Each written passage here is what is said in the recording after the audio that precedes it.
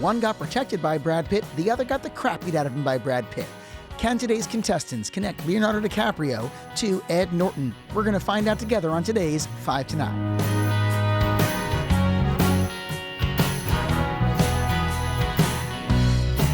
Welcome to 5 to 9, the movie game for movie fans. I'm your host, Eric Ginsberg, and we're coming to you today from the Showroom Cinema in Asbury Park, New Jersey, and it's the Garden State Film Festival, and so today's episode is a very special one, where we have a series of movie makers whose films have premiered or shown at some point here at the Garden State Film Festival this weekend. I can't wait for you to meet all the filmmakers, but first, I want to tell you, do you love movies? Do you love getting lost in the IMDb, the Internet Movie Database? Do you love talking through, oh, who was that guy? Who was in that thing? Then this is your show, and this game is for you. In just a few minutes, I'm going to bring up our first contestants of the day.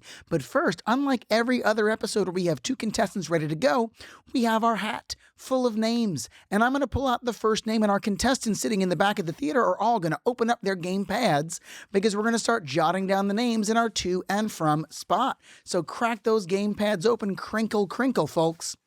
And we're going to pull out our first name.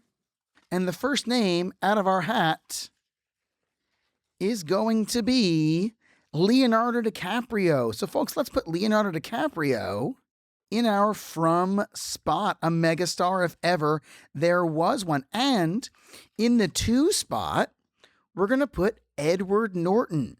Now, in order to win the game, we have to connect Leonardo DiCaprio to Edward Norton in no fewer than 5, but no more than 9 movies. And if you can go through our wild card, today will be Al Pacino. If you can get through Al Pacino, you will get 3 bonus points. Now, Kevin Bacon, always worth 2 bonus points. Also, any Saturday Night Live cast member is also worth a bonus point. And finally, we're going to spin our house rule wheel. And if we can land on our house rule, you'll get a bonus point every time you do. So let's give that house rule a spin. And today's house rule is going to be quarter eater. Jason, can you tell us what quarter eater means? The player's quarter eater is any movie that you use today that is based on a video game will earn you an extra point. 1 extra point. Now, you don't have to, but you can, and it's worth more points. So what we're going to do right now is we're going to give our contestants a chance to think through the challenge, to work it out, to write it down, and then we're going to bring up those filmmakers, talk about their films, and see how they've won the game in just a moment. All right, so after a quick, 5 to 10 minutes, they did it so fast, we are ready with our first filmmaking duo. Please welcome to the show, Louis Gerard Politan and Ariel D. King. Guys, welcome to the show. Thanks for having us. Thank you. I'm so glad you're here. So tell me about your half-hour anthology TV series, Dinner Talk. Well, listen, growing up in the restaurant industry, I, at 15 years old, being a busboy, I did a lot of looking at the patrons and didn't do much work clearing tables, but that's where the fascination became to take a deep dive into these patrons' lives, and Dinner Talk is that. The restaurant serves as an epicenter for intertwined lost souls seeking redemption and forgiveness. Very existential there. So we really took original storylines that I wrote, created, and took a deep dive into them. And essentially the show is following these characters that are regulars, patrons from a restaurant, and getting a little more involved in their lives. And go ahead, Derek. I'm sorry. Yeah, no, sure. I was going to ask if, the pilot focuses on one such story or if there are several shorter stories in an episode. Well, we're intertwining each of the patron stories, and a connection is established throughout the pilot, which runs for 27 minutes. So it's a half hour. And the conceptual idea was to introduce a recipe each show in the beginning opening credits. Mm-hmm. And what's the first episode's recipe about? Oysters Rockefeller. and the symbolic nature of an oyster, secretiveness and beauty. And each of these characters are hiding something, and each of them are beautiful with their flaws. Their flaws are beautiful, and that's what we exemplify. Awesome, awesome. And Ariel, you play Tracy Fento in that pilot episode. Can you tell us about your part? Yes, I can. It's a very layered part. You see me looking very, very glamorous and beautiful, but at the same time, Just like today. oh, thank you, darling. I try to show up. You see her looking very beautiful and glamorous, but underneath, she's very, very sad. She's going through therapy because of the loss of her husband during a traumatic event, 9/11. And you just get to see her fall apart bit by bit. And the story is kind of like the movie Crash, where you do see different patrons' narratives, and then they all come together in the end. The way they pulled it together was absolutely wonderful, but it was a really great role for me to play because it was so challenging. It was very challenging, and yeah, like I'm carrying a lot of secrets about myself, and he's also acting in it. Yes. And we have a moment together that you don't see coming. And yeah, it's very intertwined, and I'm You did absolutely wonderful, in by love. I'm in love with Tracy Fento.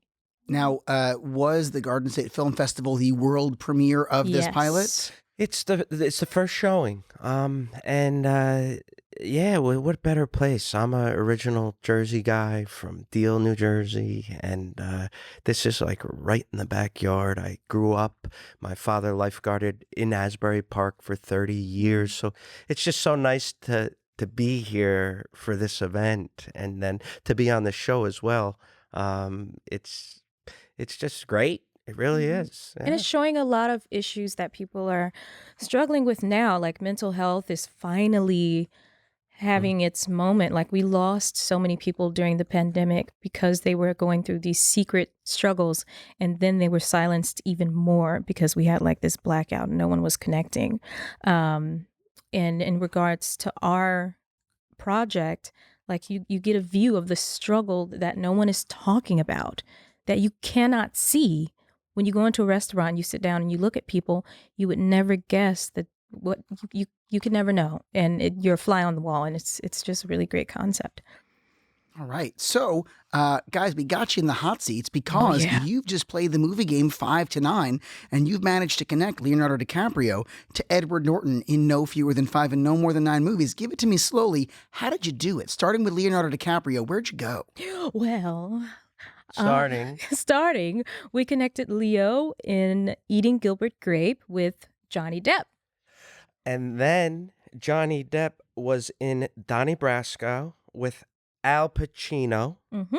And Al Pacino was in Scent of a Woman with Philip Seymour Hoffman. Who was in Flawless with Robert De Niro. Hold on, I lost you somewhere. Al Okay. Pacino was in. Al Come Pa- back to me. Al Scent Pacino of a was Woman. in Scent of a Woman with Philip Seymour Hoffman. People who are watching on YouTube right now are just enjoying my awful chicken scratch. Philip Seymour Hoffman, who was in Flawless with Robert De Niro. Who was also in The Score with Edward Ed Norton. Norton. Yeah. All right. The score. hard. It was. The Score is actually one of my favorite heist movies. I'm a big fan of heist movies. Can you do Edward Norton's impersonation for that? No, and I think that these days that would be a little taboo. Oh, Now in today's culture, it might be seen as like mocking, but because he's a character who is like a piece of garbage, then maybe it's okay. It's like I heard an interview with Jonah Hill where he was kind of asked questions about some of the jokes in Superbad, and he was really trying to like distance himself from that. And there's a really obvious answer, which is, yeah, my character's a piece of garbage, so he says garbage things. Like, that's who the character is, and I'm an actor, so I played a character, and so I feel like Ed Norton kind of get away with that. In fact, he had a couple different movies, that and also Primal Fear, where he Yeah. played a character That's who right. was not 100% there mentally, but was faking it. But what I like. Spoilers, Eric. I'm sorry, you've had 23 years to watch this movie. 25 That was a good maybe. one. Wait, who was the detective in that? In which? Primal Fear? Richard Gere. Richard Gere was the was lawyer. Oh, and yeah, then, the lawyer. And then Laura Linney was the prosecution. But what I thought was interesting is that, for a while they were saying that De Niro was getting the roles that used to go to... No. I'm the Godfather, Don Corleone. Marlon Brando. Marlon Brando, thank you. So they were saying De Niro was getting the roles that used to go to Brando. And then when Norton came on the scene, they were saying, okay, Norton's getting the roles that used to go to De Niro into that movie, but all of them together in under one roof. That's right. He was in that. Yes. Along Marlon with, Brando. Queen Bassett herself, whom I saw last week. Oh my God, I saw Angela Bassett last week. Where? How? In Hollywood, getting into the most expensive Mercedes I've ever seen in my life. Oh, how? But an interesting fact about the score is that it was directed by Frank Oz, who's probably best known for being a Muppeteer. And apparently, why is Marlon Brando kept disrespecting him, who would only refer to him as Miss Piggy Oh my God. on the set the whole time. And, some people have said it wasn't that bad, but, it's pretty bad. So, guys, let's tally up your points. We've got 5 movies, so 10 minus 5 is 5 points. Did we get the wild card of Al Pacino? Yes, we did, for 3 points. Did we get the house rule? Jason, what was the house rule? The house rule was movies based on video game. Based on video games. So we did not get any of those. That's okay. We did not get Kevin Bacon. None of these folks were SNL cast members. So you're walking away here with 8 points and a win. Guys, give us a few minutes. Hang out in the back row. We're going to click it over to our next round of filmmakers and see how they connected Leo to Norton, maybe through Al Pacino. Hey, it's producer Jason stepping in here real quick to thank you for listening to 5 to 9, a movie game podcast. We're actually really excited to bring this show back for its new season with new and improved audio and video. If you listen to the audio version, make sure you subscribe on your podcast app of choice to make sure you get the newest episodes as soon as they release. And if you want to watch the video as well, make sure you subscribe on YouTube. Links to all of these can be found at 5to9game.com. Okay, you followed? You there? You got it? Great. Let's get back to the show. All right, so we are sitting here with our next duo. We are sitting here now with Alexis Katz and Danielle Miller. Now, guys, you had a film premiere here at the Garden State Film Festival. Do it again. I started reading my film, and it's Blind Date. Okay, got it. So we are sitting here now with our next filmmaking duo. We have Alexis Katz and Danielle Miller, whose film Blind Date premiered here at the Garden State Film Festival. Hi, Alexis. Hi, Danielle. Welcome to the show. Hi. Thank you for having us. Yeah, absolutely. So tell me about Blind Date. And also tell me how it's different from the Bruce Willis film of the same name. Well, I did not see that. I don't know about Danielle, but It was not good. You missed nothing. Okay. It was pre-Die Hard. He had no weight at the time. All right. Well, my film Blind Date is a fun rom-com. I wrote and directed it. And it screened yesterday at the Cranford Theater. It was a lot of fun. And yeah, Danielle she worked on it with me. She was my script supervisor. Mm-hmm. And as a script supervisor, what kind of duties does that entail? Well, a lot with, most of the time I was just trying to make sure, how did this look before, because, continuity is so important. And at one point there was a scare because we had flowers as a prop and we almost ended up shooting. Basically, the flowers would have been in the shot and then quite literally disappeared. So you just have to make sure that everything makes sense for the film. And then also just with the script, you're pretty much the only person who's religiously reading it because, the actors are trying to get into their own thing. So I'm the one there where they're like, hey, what does the script say? And I have it right in front of me. So Sure. And, continuity is a very big deal. I'm not sure. Go a little esoteric on this one, but when As Good as It Gets won Best Actor for Jack Nicholson and Best Supporting Actress for Helen Hunt, Greg Kinnear, who was nominated for Best Supporting Actor, did not win. He went on Saturday Night Live and he pointed to the scene where he's having a conversation, and in one shot he has 3 bites of the pancake taken, and then it cuts away and cuts back to him, and there's 2 bites of the pancake taken. He's like, that right there. That's why I didn't win an Academy Award. So I'm just saying, the script supervisor does wield a lot of responsibility. Yeah, definitely. Now, you guys also have a podcast, Chick Flicks and Drinks. Can you please tell me about your podcast? Yeah, of course. So Danielle and I started this last summer, and we review popular films and talk about actors, cinematography, the soundtrack, while we have a drink or two. It's usually more than 2. Yes. Well, then, that's more drinks than we have here at this podcast. And personally, I blame Jason. Well, it's my turn to bring them. And you don't drink. There you go. So. And that's why it'd be your responsibility to bring drinks. I suppose. I picked the wrong ones. I'd pick Swill. We can, and I wouldn't even know. Both agree this is probably Laura's fault.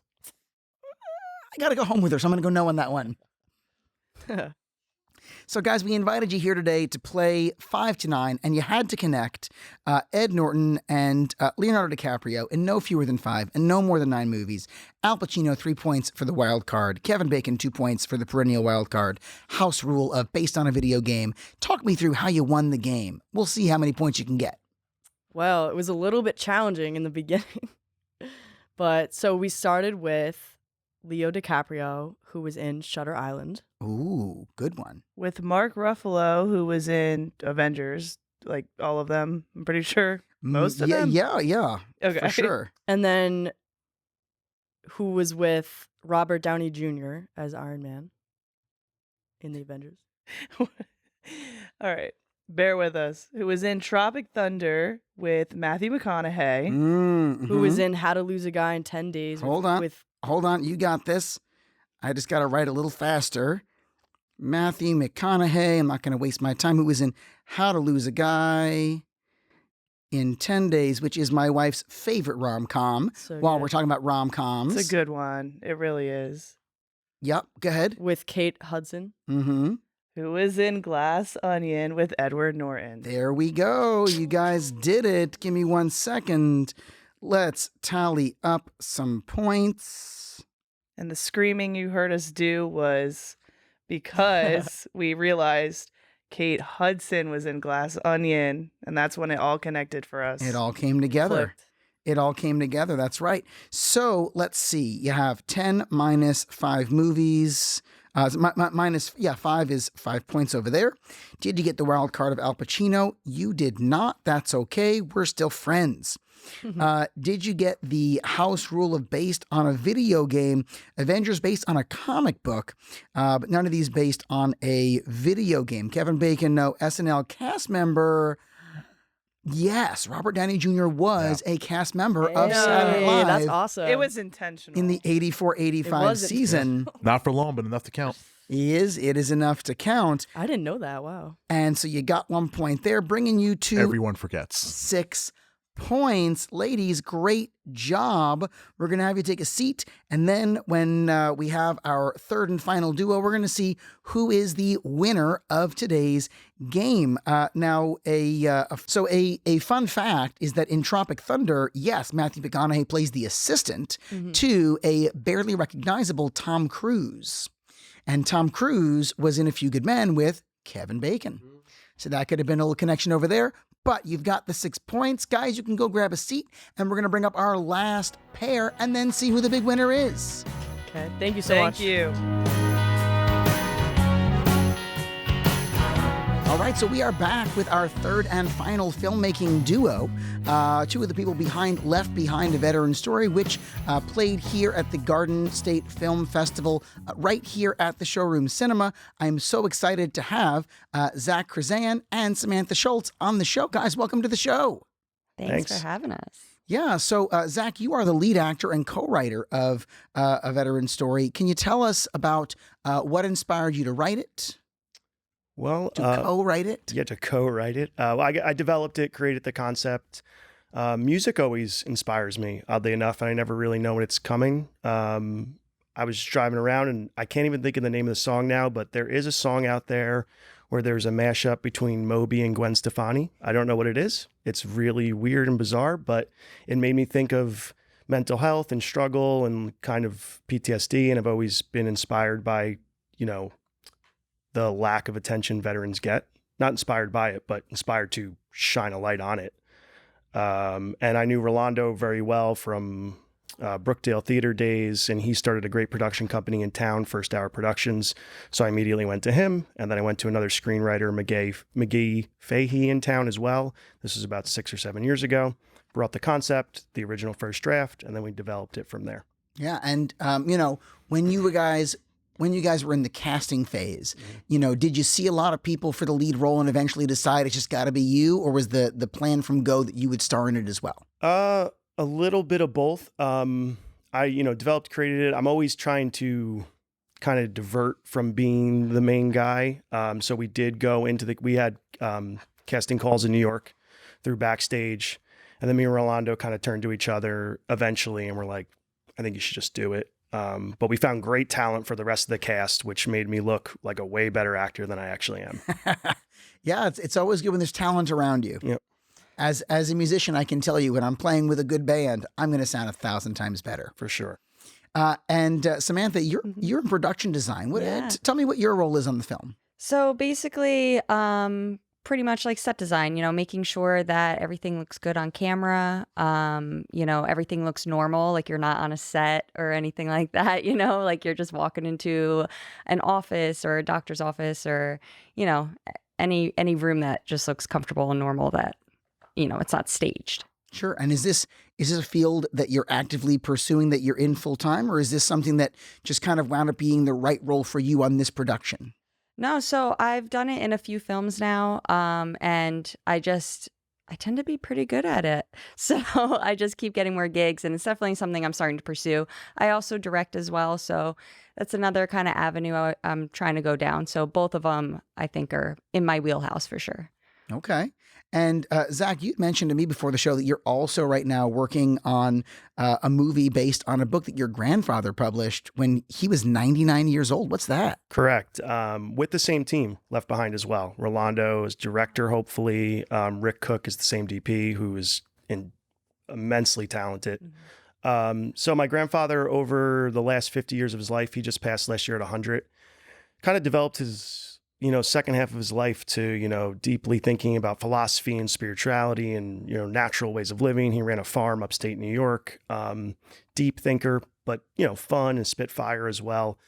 So his journals and his essays, he developed into kind of a coherent, almost, just mini novel, not novel, but mini book, 60 or 70 so pages. Just a novella maybe? Yeah. But nonfiction. Oh, okay. So that's why when I said novel, that's not right. Got you. Basically just life lessons. How to selflessly love your friends and family, sacrifice, discipline.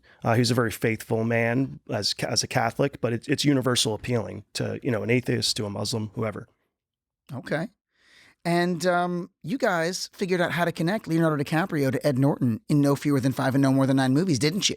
I think so. So talk me through nice and slowly so I can write it, how you did it. Sam, you want to do it? I'll start off. All right. So we took Leonardo DiCaprio in Once Upon a Time in Hollywood. Then with Brad Pitt, who was in Snatch with Jason Statham. All right, Give me 1 second. I'm catching up. Snatch with Jason Statham. So Jason Statham was not an actor. He was just a buddy of Guy Ritchie's. And when Guy Ritchie was making Lock, Stock, and Two Smoking Barrels, he's just like, you want to be in it? And he's like, okay. And it launched him into, he's now a superstar. He's an action star. And we just saw him in the latest Guy Ritchie film. And I cannot even remember the name because it was like Royal something de Gaulle. I don't even know the name of it, but I paid good money to see it and it was fun. Okay, so Jason Statham, and go ahead.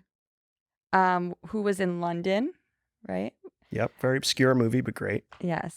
Who Chris Evans was also in, who was in Avengers.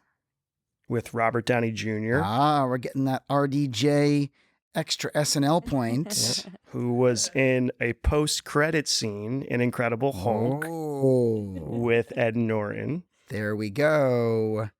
We've done it. Give me 1 second. We're going to tally up some points over here. So we take 10 minus the number of movies. So that's going to be 5. Did we get the wild card of Al Pacino? We did not. Did we get the house rule of based on a video game? We did not. Did we get Kevin Bacon? No. SNL cast member? Yes. And you are going to be tied for second place, where what came in as the winning move was Al Pacino, the wild card for the win from our first team of Lewis and Ariel, the big winners. But thank you all for being on 5 to 9, guys, just for coming on 5 to 9. You're going to win today's prize, a 5 to 9 gamepad containing 50 game cards. Now, Jason, you have some fun connections for us, other ways we could have gone about this. What do you have for us, Jason? You know, with 3 times the amount of teams on this episode, it would take me all day to have all the fun connections that I came up with. But I will say the most fun for me was my game card now looks like Leonardo DiCaprio through Catch Me If You Can with Elizabeth Banks, which gets us the Lego Movie with Chris Pratt, who then gets us Super Mario with Jack Black. Oh. Jack Black gets us Tropic Thunder, Reign of Madness with Robert Downey Jr., SNL. So also going through Tropic Thunder. Which adds an SNL cast member, which gets us Avengers Infinity War with Tom Holland, who was in Uncharted, second video game movie, with Antonio Banderas, who was in Frida with Edward Norton. Now, we should point out, Jason cheated the whole time. That is absolutely true. And I was really just Googling. I was Googling what video game movies exist. And you know, something people ask me, they say, Eric, why does this game exist when we all have the IMDb, we all have the internet? And I say, why do folks go to trivia night? You know, when you could just look things up on your phone? Because we're having fun. Because we're having fun with our friends. And so, you know, I love playing this game with people, and I love the excitement in the room as you guys transform from a group of what even is this to a group of people who were just jumping out of their seats with excitement when you nailed the win. And if you 5 to 9ers listening out there were chomping at the bit, yelling out better solutions for today's challenge, you can enter for a chance to come on the show by beating us at our own game. Get your official 5 to 9 game cards at 5to9game.com. Play today's challenge and tag at 5 to 9 game with your winning game card on Twitter, Instagram, or Facebook to show us how it's done. High scores as well as creativity and entertainment value will all be considered. This has been 5 to 9. I'm your host, Eric Ginsberg. Our show is recorded at the Showroom Cinema on Cookman Avenue in beautiful Asbury Park, New Jersey. Our producers are Jason Portizo and Laura Ginsberg. Our theme music is Monday Night on an Otherwise Empty Beach on my album Fire, streaming on all platforms. You can subscribe to 5 to 9 wherever you get podcasts. Follow us on social media at 5 to 9 Game to play with or against the global 5 to 9 community. Thanks for listening, and let's play together again soon.